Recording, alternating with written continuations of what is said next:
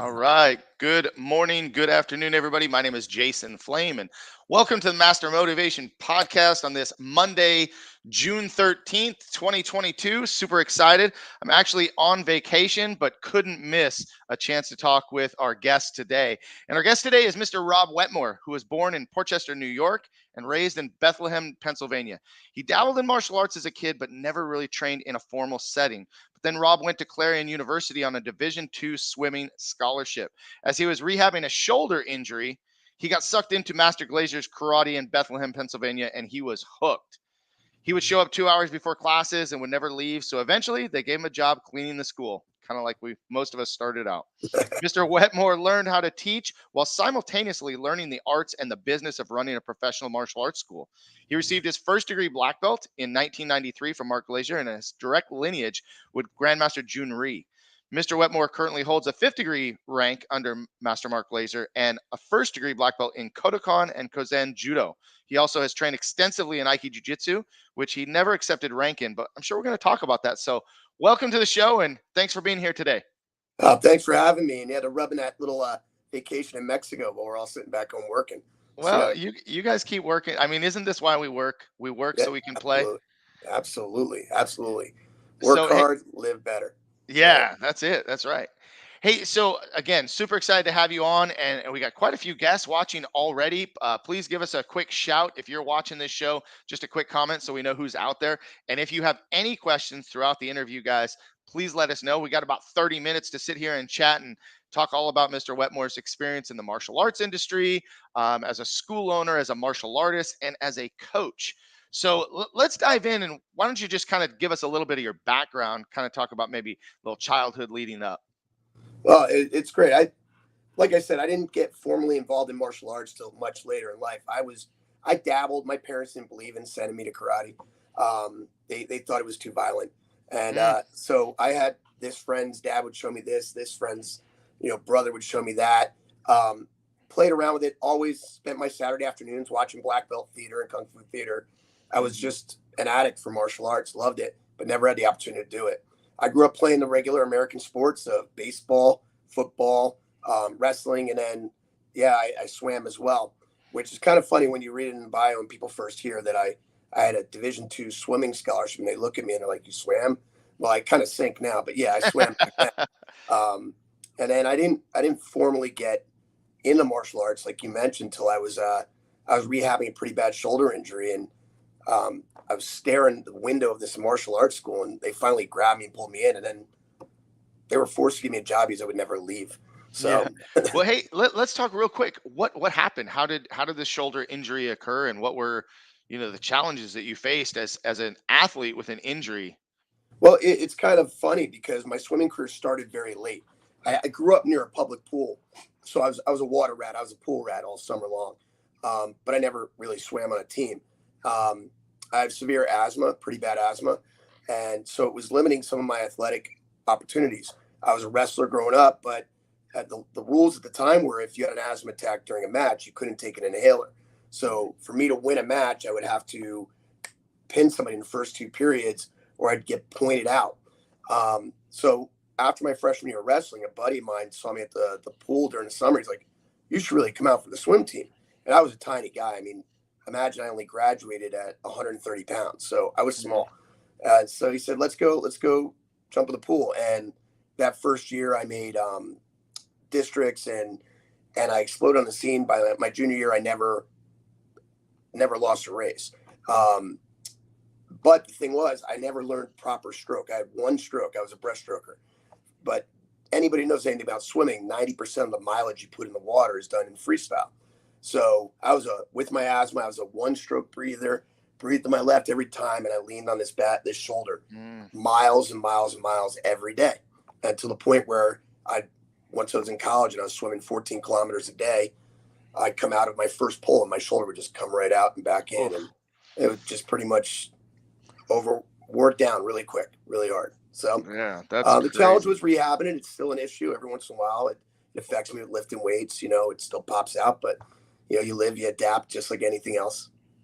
So it literally still to this day, your shoulder will pop out. Yeah, well, back 100 years ago when I was, had the injury, we didn't exactly go get MRIs, and there was no orthopedic surgeons that did micro, Hmm. surgeries. So it would have been this big deal. So I just kind of kept rehabbing it.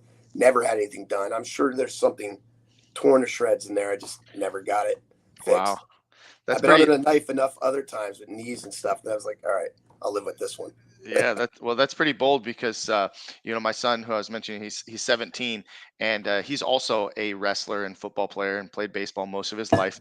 Um, he had a dislocation in football, and then he had a second dislocation in wrestling, and we just decided, like, if you're going to continue to pursue being an athlete, you're probably going to need to get this fixed because it was going to just start.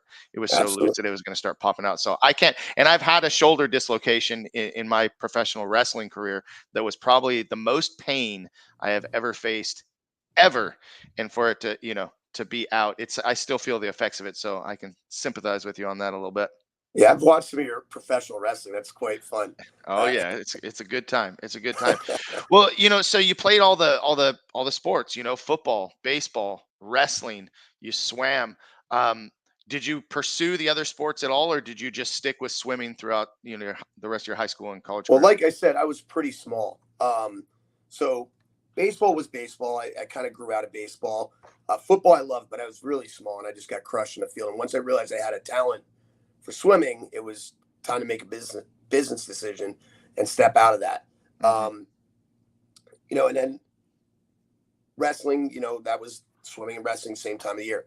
The irony of it all is, so, kind of, I'm sure we were going to go in this direction, how I got into teaching and coaching and stuff like that. But, even as I was swimming at high school, I was coaching the summer swim teams. So I started Hmm. learning how to coach and stuff right from day one. Wow. But it's funny because all those sports that I did, my kids don't do any of them.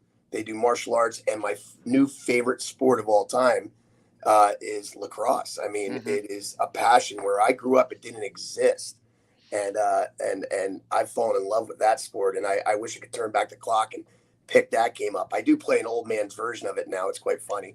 Yeah. My kids yell at me on the field and tell me to do all the things I tell them to do, and I don't do them right. So Well, lacrosse has definitely exploded in a lot of areas. I know in our area, a lot of lacrosse teams, a lot of things popping up. So talk about your love for lacrosse and coaching and all that good stuff. well, I mean, it's first of all the game of lacrosse. If you're a football fan, if you like speed, if you like agility, like athleticism. I mean, it's just there's so much involved in the game, and it is the fastest growing sport in America today. But the irony is, it is actually the oldest sport in North America. It was created by the Native Americans. It was taught as a war game, and they played it to settle disputes, which is really wild when you dive into that history. But the game is just incredible. You've got to be tough. You've got to be athletic. You've got to have finesse. And probably my favorite thing in the world to do is watch or coach my kids play the game. I mean, I'm passionate about it. My wife calls me crazy. She's like, it's all lacrosse, all lacrosse. She's like, do some housework. I'm like, I'm doing lacrosse stuff and I'm doing martial arts stuff. I'm busy. Yeah, No, yeah. I love the game. I love the competitiveness. And my older son played. He just graduated high school. He just actually finished his first year at West Virginia. He didn't play at West Virginia. My younger son is really talented lacrosse player. He's entering eighth grade, and I think he's going to go somewhere. But I also attribute a lot of their success to the fact that they've been on the mat with me since they were 3 years old. And I talk to my parents here at Leading Edge about that all the time, that parents shouldn't be choosing sports over martial arts. It should be martial arts and sports, and martial arts is there to complement all the other sports. I mean, Hmm. I truly think that the discipline to practice, the focus on the field, the proprioception, the coordination, the reflexes that they've built in on the mat really help. And my son, he's a two-way midfielder and he takes face-offs, and face-offs is all about reflexes and toughness and body awareness without using vision. And he's been grappling and rolling on the mat since he was 3 years old, and I Hmm. truly believe it's a big part of his success. Right. Well, and I've talked about this with several coaches, instructors, in interviews in the past about, martial arts and other sports. I mean, I can remember that I was the martial arts guy that did not want my students doing other sports, because like you had to be 100% committed, you had to be focused, you had to, martial arts was life. And then of course I had kids, and Yep. we start putting my kids in different activities, and then I saw it really was that I saw the value of what martial arts complemented the other sports, and at the same time what I could take from other sports to complement our martial arts, our teaching and coaching style. And Absolutely. my wife is down at the pool right now, but she commented and said that she agrees that well-rounded kids make the best athletes, and I 100% agree. I think that it's so important that we allow them to play these other sports and these other activities and let them complement one another. I also, learned a valuable lesson that too much of anything for too long can be a detriment. When you play Absolutely. year-round sports with no break and no other outlet, that can be very damaging. So listen, we got like a bunch of people watching right now. If you guys are watching, drop us a comment, please. Give us a question, something, maybe a little something more to talk about. But we're talking about martial arts for a second here. So you talked about getting your first degree black belt under Mark Glazier. What was that experience like? It was amazing. And so, like I said, I was always a big fan of martial arts. When I finally had the opportunity to train, I was rehabbing my shoulder, and I just fell into it with a passion, and I loved the diversity of what we were doing. And at the time, Master Glazier, Mark Glazier, was running this was still before UFC. So you were still either going to schools for specific things. Hey, Mr. Perry, how are you, What's up, Mr. sir? Perry? Congrats on the baby, sir. Um, so, it his school was still very traditional, but you went there and you got karate, aikido, and a little judo at the time, and it was like that's what you did. Yes, sir. Yes, sir. I still have that picture of us all at the Super Show, and I think Mr. Metzger and Mr. Silverman were in that picture too. Oh man, Uh, Bald is good, beautiful. That's all I good gotta say. group of guys. Yeah, we got to do that again soon. But so we were kind of an eclectic school from the get go. So it was his system. It was eclectic, and then I trained hard. I was at the school all the time because I'd been doing all those other sports my whole life, and I was used to practicing 7, 8 hours a day in college. So I was like, now it's martial arts, and I'm just going to be here all the time. Hmm. And like I said, I was there so much. They said they gave me a toothbrush and said clean the bathroom. Here's a mop. Here's this. Help me with this kid. Just teach them right And from left. and you did it with pride. Oh, are you kidding me? I was paying him to do it. That's I was right. doing it. I was paying him to. I couldn't get enough of it. And I still remember to this day getting my black belt October 27th, 1993, and it was just I couldn't believe this. It was like wow, I'm walking around. My whole life I didn't really know a lot of black belts.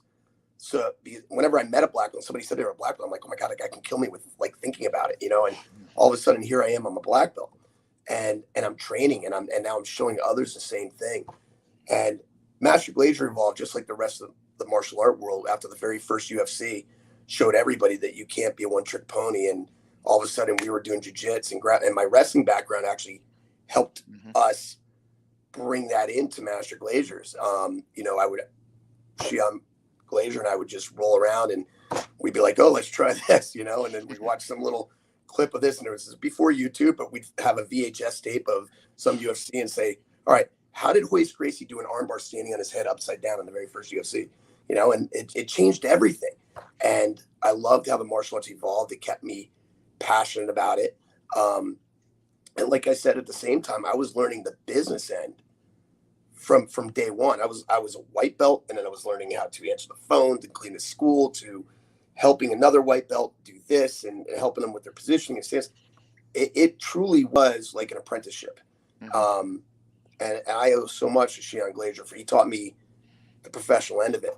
And I was there when he took Master Glazier Karate to Master Glazier Karate International, the first martial art organization in the country to be traded on NASDAQ and small caps. It was an interesting thing to watch it explode. And it was really heartbreaking when he decided to move out of the industry. I was running a school in Ramsey, New Jersey for him. And he called me down to his house, and he decided to move out of the business. And he has incredibly successful. Who is calling me? I'm busy. Incredibly successful nutritional supplement company called NutriBio. Pretty amazing. Check it out, everybody, NutriBio. But then I went from Mark Glazier to another amazing leader in the industry, and Tigershulman, ended up buying up what was left of the Master Glazier schools. Most of the other instructors were disbanded and let go, and I was part of the trade, and I ended up working in New York City at their super center at the time in Chelsea. And wow, what an experience there. That was crazy. I love New York City, but I did not like working there. I It's a bet. place I want to visit and get out of, but it was really cool. So I learned so much more from him. And then I came back, and Master Glazier had 2 schools left here in PA. And he asked me, if I wanted to come back and work for him a little bit here because I didn't like New York City. I did. And then I said, are you planning on expanding again? And he said, no. And that's when I started hatching the plans for leading edge martial arts. So that's where we got started. Yeah. We had a lot of hiccups along the way, though. I followed poor examples of my parents into bad debt. I lived on credit cards growing up. My parents were the type of people, if you want that, go buy it and worry about it later.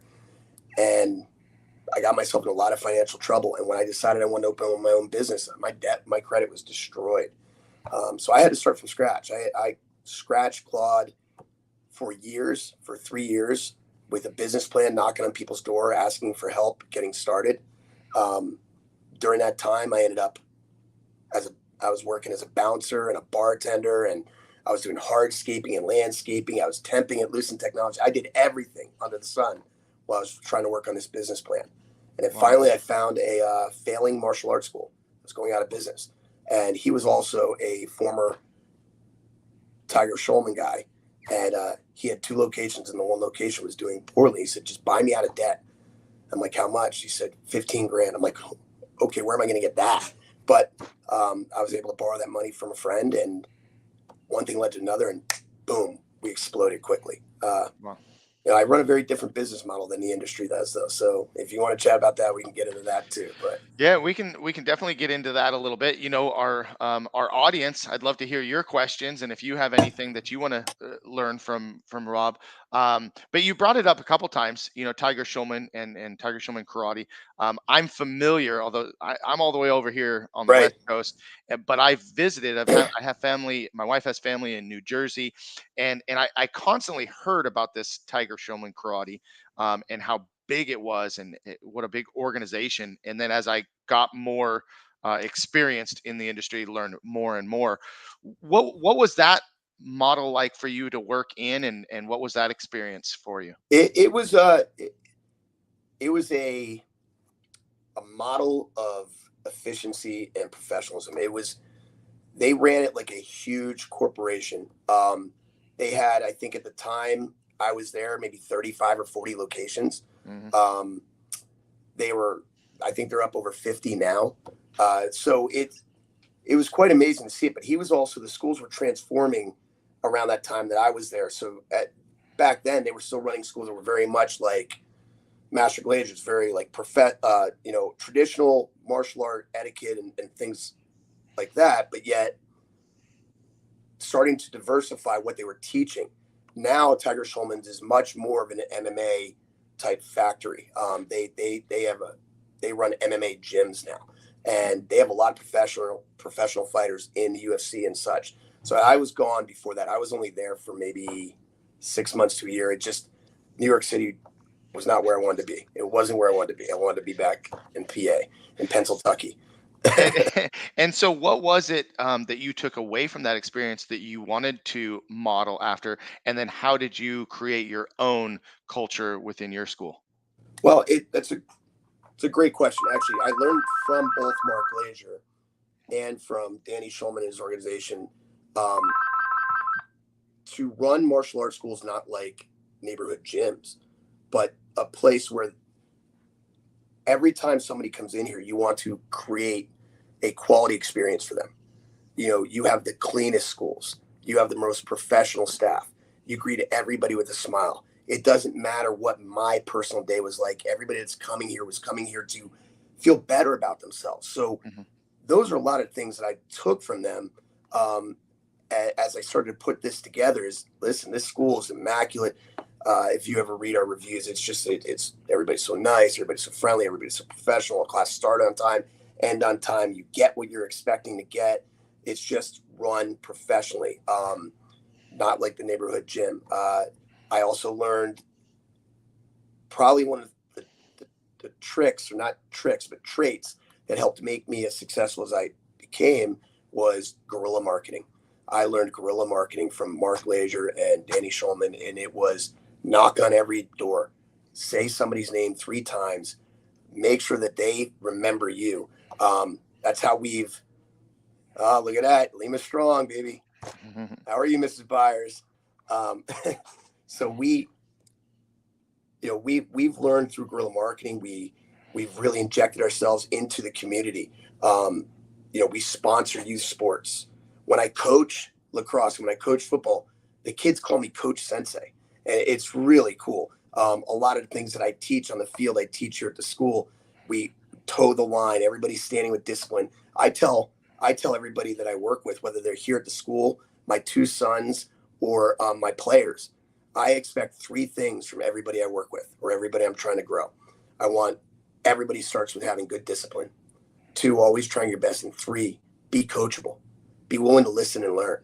If you do that in school, if you do it in sports, if you do it in your career, if you do it in martial arts, sky's the limit. So we apply those principles everywhere we go. That a lot of those things kind of built our model.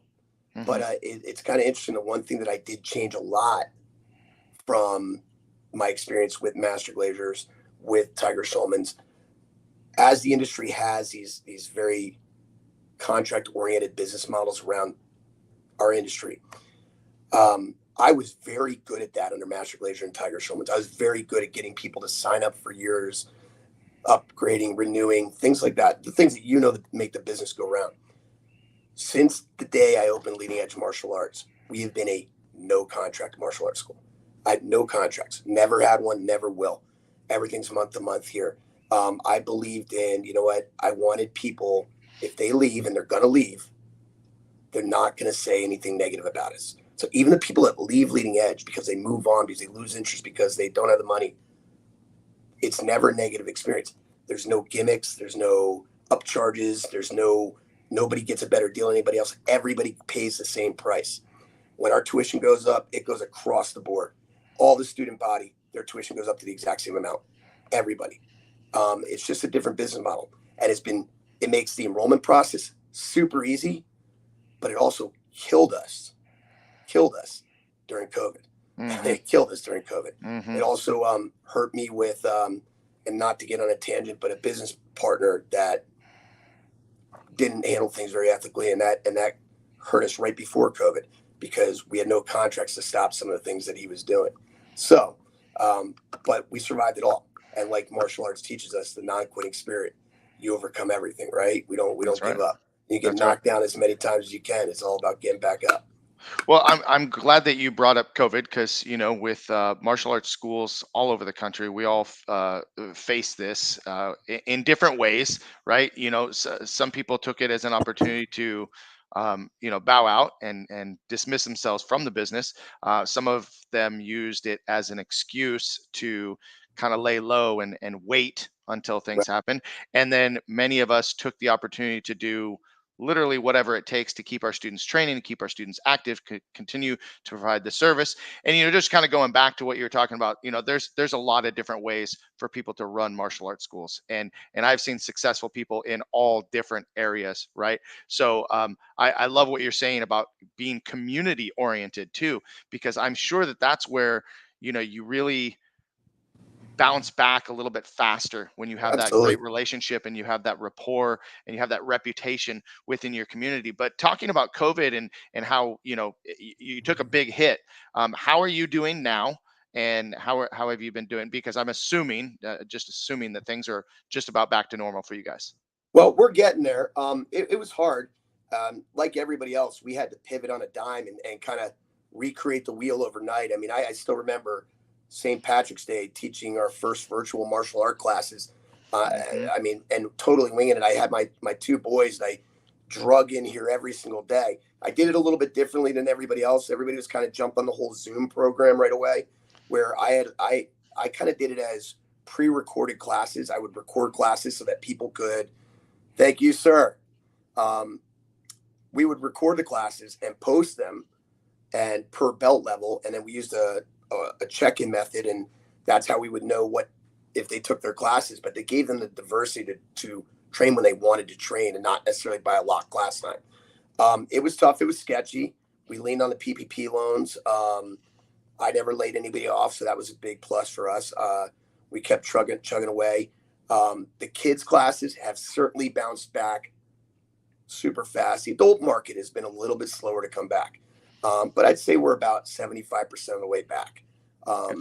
You know, now obviously, I'm sure you feel the same pain. Summer is the toughest time of the year, right? You know, everybody's going on vacation, traveling, going overseas. That's when you get, but then back to school is right around the corner, and that's when we explode. So we're looking forward to that. You know, as you say that, you know, summer is traditionally known as a difficult time for martial arts schools. I like to look at it as the fun time because we go into a different kind of mode of training during summer.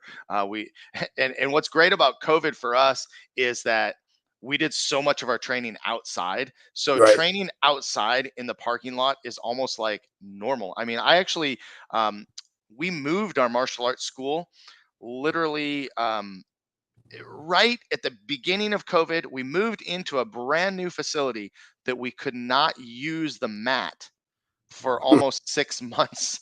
Yeah. So, but we got used to training outside, and so summertime has always been kind of fun for us because we don't do summer camps and we don't do any kind of daycare, but we just do a lot of things. You know, different themed weeks, themed days, fun contests. We let all our students wear MMA shorts and T-shirts to class, so kind of step back from take a little break from always wearing the uniform. Which I'm a very traditional. We're a very traditional school, so wearing a uniform or not wearing a uniform can sometimes be weird for me. But the kids love it, and then we start doing different things that where we're doing buddy days and we're doing fun things to Yep. bring people in. The last person that commented, Dane, is one of our black belts, and he knows that as we were training through COVID and we're training through the summertime, it's always a challenge because every season there's a different sport. In our area, soccer is what, like, everybody plays soccer, and then baseball Okay. season comes, and then football season comes, and then it goes back to what we were talking about before. If people in our school understand that as they're playing these other sports, martial arts is going to be their, that's their, the one that they fall back on. That's the one that keeps them going, keeps them active, keeps them staying in shape for all the other sports, and reinforces what they're doing. So I actually really look forward to summertime, and then the back to school time is just the big boom. Then we go Yep. through the holidays, so there's always kind of something for us, right? But I want to get back to talking about culture because I think that that's something that's really important to talk about. And you brought up community support. I Yep. see you out there. I see what you're doing in your community. I love it. It's something that we pride ourselves on in our school. And so, talk a little bit about what you do in your community that maybe other people would benefit from maybe jumping on board and getting involved. Because I tell people that I'm a member of the Chamber of Commerce, and people are like, "Ah, that's a waste of time." Well, it might be a waste of time for you, but for me, it's been one of the best things that I've done as far as creating relationships and a network. So, just talk a little bit about that. The Chamber of Commerce is great. The elbow rubbing is amazing. Um, so we have a couple staple things that we do regularly. One is we do school programs, anti-bullying, stranger danger workshops in public schools and private schools all year round. Before COVID, we were in schools almost on a weekly basis. It's slow to come back as schools are starting to let people come back in. We started doing some programs again after January this year. We go into schools and we run one or two 45 to 50-minute workshops that are just anti-bullying, stranger danger workshops. So we do 300 kids at a time in an assembly, and it's amazing. And we don't do any charge for anything like that. We Wait, can you say that one more time? Because school owners out there are like, did he just say he does it for free? Oh, I do You do it all for these free. programs free. Listen, if you build it, they will come. If you build a good reputation, you get a good name in the community, you rub elbows with people. They know that if they need something, you're the guy to talk to. It's not about the immediate return. It's not about what did this ad get me today. When a person's heard your name 3 times, it's going to stick. So when I go to a school, I go to school and I run a program, and I leave them not a flyer, not a coupon. We have a little card that we made up that says, your child participated in an anti-bullying stranger danger program. This is what they learned today. Thank you for letting us be a part of your life. Boom. It goes home to the parents. Maybe they see me, my tent at a sporting event I'm sponsoring. Maybe they see me at doing a brownie troop, or a Girl Scout troop or a Boy Scout troop, or they see me at this. We just did one for our Upper Macungie Township. We did anti-bullying stranger danger with them. We did realtor self-defense with them. We did women's self-defense with them. We did elderly self-defense with them, and we get blasted on their website everywhere. So enough times your name is mentioned and people hear it, and all of a sudden their neighbor comes up and says, hey, I'm looking to get Johnny involved in martial arts. You know a good place. Mm-hmm. And maybe they're not going to send their kid, but you know what? They go, I heard of this place, Leading Edge Martial Arts. Boom. It's not about immediate return. It's about the community you build. So those are some of the programs we do. Another big one that we're looking to get started back again that we stopped as of COVID, we do a gigantic kickathon every year. So we have this huge community event here where we bring in a local police department, local fire department. We do a giant child safety fair and cancer kickathon all in one day. We shut down our whole parking lot out front. We rope it off. We get dunk tanks. We get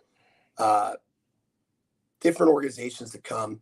And then the kids, they go out and they get sponsors that they're going to throw as many kicks as they can do in a half an hour. Mm-hmm. And then people make flat donations.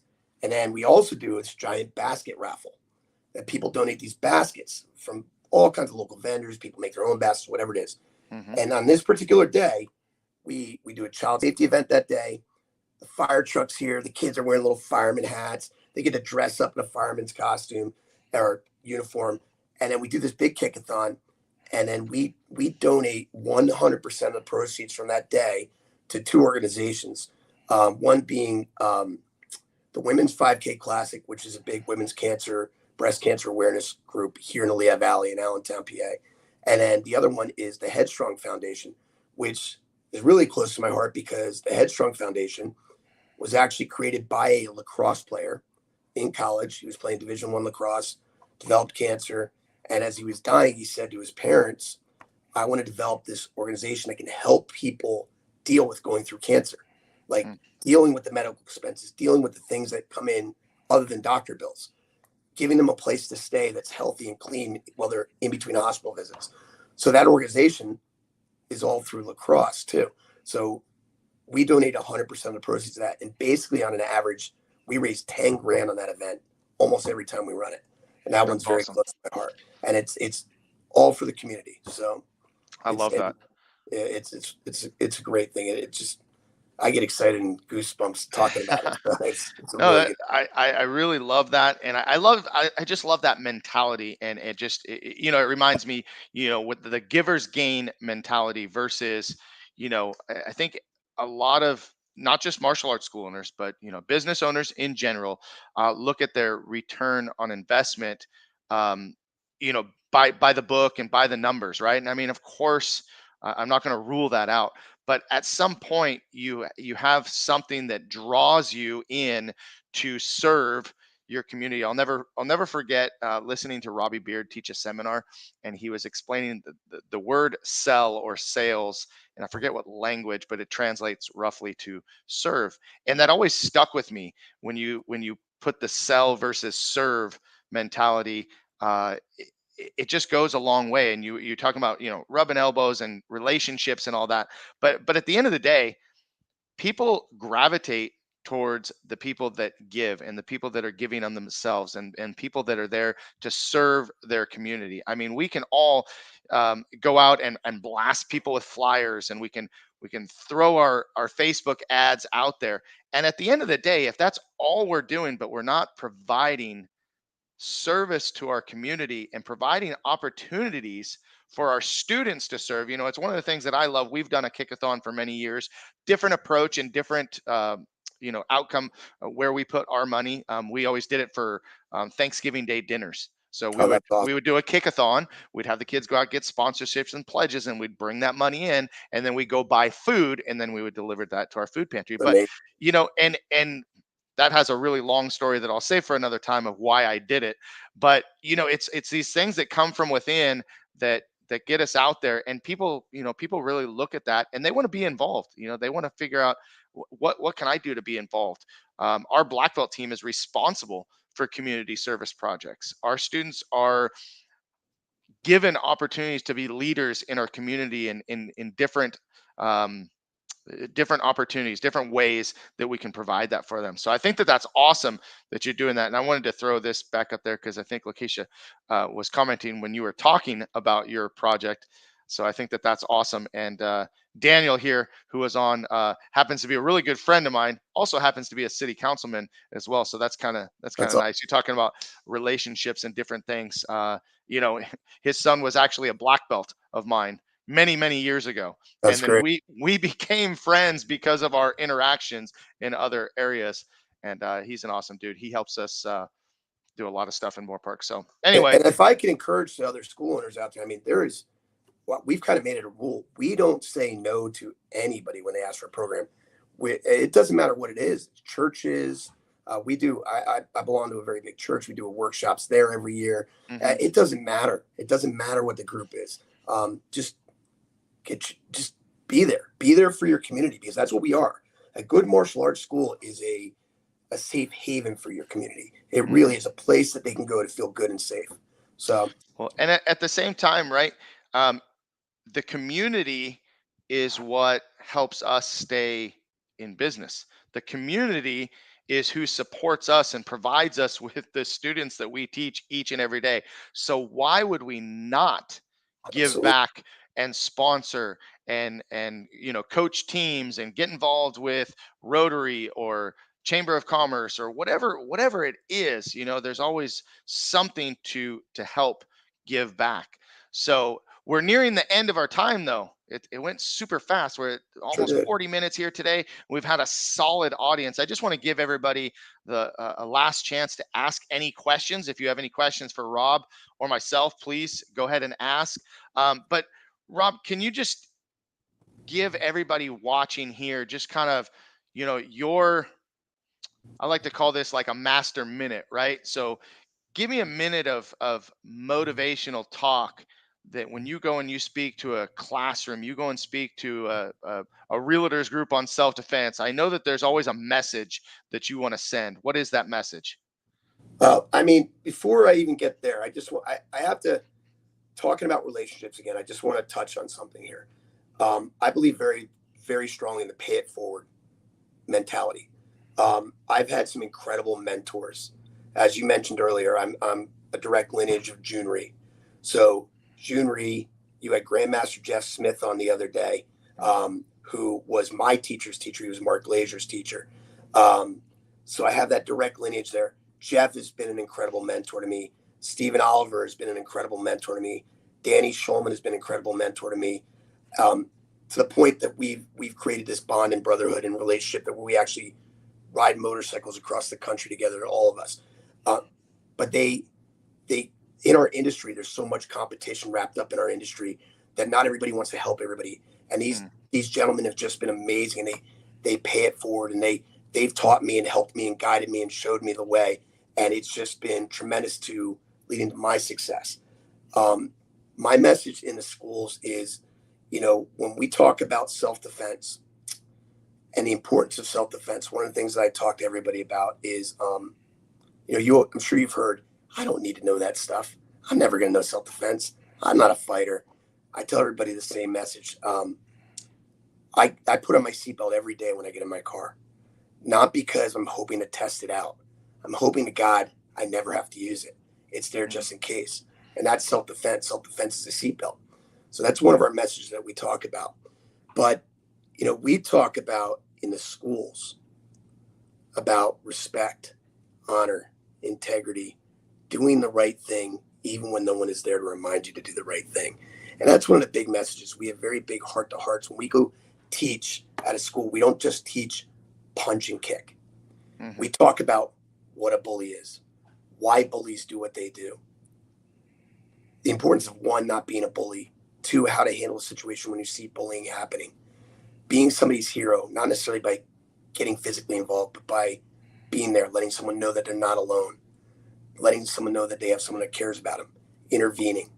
And I talk too about that because of the confidence that we learn through martial arts, we don't ever feel the need to prove ourselves to anybody else. Therefore, that fluffing of the feather that causes bullying doesn't really happen. And when you carry yourself with confidence, you're less likely to be a victim. Mm-hmm. So, I mean, there's so much that we could talk for hours. And, Oh, yeah. and I mean, I think we have a lot of common philosophies. I really do. I see what you're doing, and I love what you do. I love your community stuff. I was just watching. I was all over your Facebook page, watching some of your events that you had the other day. I got to try that the parent night out with the guns. We do that. It's a movie night, but I've never had it with the gel guns. That's pretty awesome. Yeah, it's been fun. Hey, well, listen, I'm going to throw this question up here because we have someone on Facebook that wanted to ask, what is the most memorable moment of your martial arts teaching career? Maybe about a student or something that happened at your school. Oh God, there's been so many. This one's really recent. This may not be the most memorable one, but it's one that I'm probably one of the most proud of. So one of my junior instructors, her name is Georgie Butch. Georgie is just graduated last week from high school. Georgie, very quiet girl when she first came to Leading Edge. Very quiet, very soft spoken, very, it's kind of under the radar kind of girl. She ended up becoming a 3-year starter on the wrestling team at her high school, which was awesome. And she kicked butt too, which was a testament to her athleticism. But when we started talking a couple months ago about her first degree black belt test and then what she was planning to do after graduation, I really didn't realize, when we collect report cards, but I didn't really realize the scope of who Georgie Butch was as an individual. And my first eye-opening experience was when a student receives her black belt at Leading Edge, they have to give speeches. They give a speech in front of everybody at the graduation. And her speech just knocked me off my chair. It's actually posted on our YouTube channel. You can share it later if you want. And it blew me away. But then what happened last week was even more impressive. I had no idea. Our high school has a graduating class of 1,000 students. 1,000 students. She gave the commencement speech at her high school in front of 1,000 peers and classmates. And it was incredible. It was done with it was all about, she didn't say the words non-quitting spirit, but it's about dealing with adversity and overcoming obstacles. And no matter what you're dealing with, never giving up and still fighting forward. And knowing that the lessons that she learned here at Leading Edge Martial Arts didn't get her there, but absolutely helped as a crutch or a stepping stone or a motivational direction for her. Knowing that it touched her life like that, probably, it's not the most memorable, but it's right here. It just happened last week. It blew me away. So That's so awesome.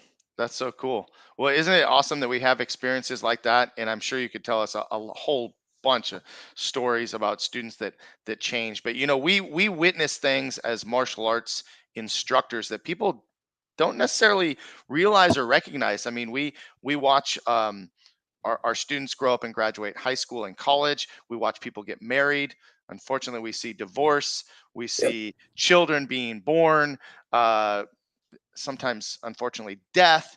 There's a lot of things that we see in our schools, and then we see the success of earning their black belt, and we see the failure of them maybe not earning their black belt. So many things and so many stories, but at the end, right, we talk about the facing adversity and overcoming obstacles and becoming a family. I feel like when I read about your school and I see your posts, I feel that you and I have that in common, where we have that family culture within the school. I mean, you use Lima Strong. We've used MPK Strong. Yep. I use MPK Family a lot within our school because that's what these people, become is part of our family. And I mean, I look at some of my instructors now, and I look at some of my younger students that it's like I only have 2 kids, but I think I really have hundreds of kids that I've helped, Absolutely. been a part of raising them. So it's an amazing experience, and we're so fortunate to do what we do, right? Absolutely. I mean, I couldn't imagine doing anything else except maybe coaching lacrosse as a part-time job. But truly, I joke about it all the time. I get to work in pajamas and bare feet, tell people what to do and better their lives, and they pay me for it. I mean, it's a dream come true.